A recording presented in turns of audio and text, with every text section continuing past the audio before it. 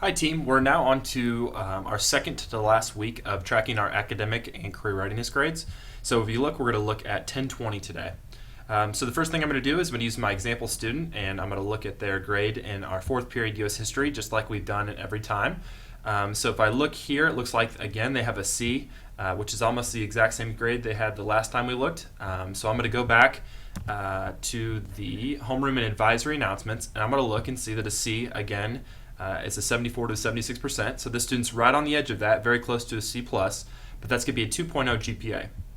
So what I'm going to do is I'm going to come back down and I'm going to pull up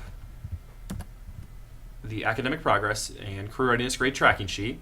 And I'm going to put my first dot again at a 2.0 because that is their academic GPA for their fourth period class. And because this is the academic GPA, we connect that with a solid line. And as always, I'm going to put my 2.00 right underneath it. As I look at this student's career readiness grade, I'm really excited because this week the student had all fours in US history, which I could come over here and use my little handy dandy calculator to calculate those. 4 plus 4 plus 4 plus 4, which would equal 16, and divide by the number of character values, which is 4. And I noticed that they're going to get a 4.0, so that's the highest grade you can get. So what I'm going to do is I'm going to come over here and for the career readiness grade point, I'm going to put it at 4.0, which is again the highest line that we can have, and I will connect those with a dotted line because it is the career readiness grade. And to finish it off, I'm going to put a 4.0 right underneath it. And there we go. Next thing I do is I move on and I do all 5 of the academic classes.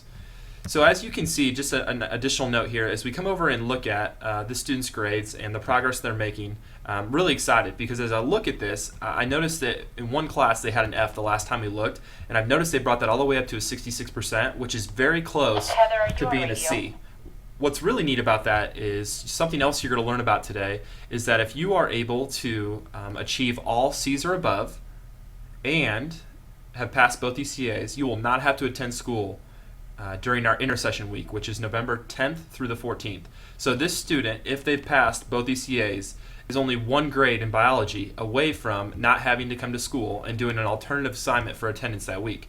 So I would encourage all of our students, we're really coming down to the end of the trimester, really work your tail off right now because you want to be able to be one of those students that is exempt from having to come to school over intersession. Again, there'll be more about this as we go through the homeroom and advisory announcement deck. That has been our career readiness grade and academic progress tracking for week number 5, October 20th, 2014. Thanks and good luck tracking.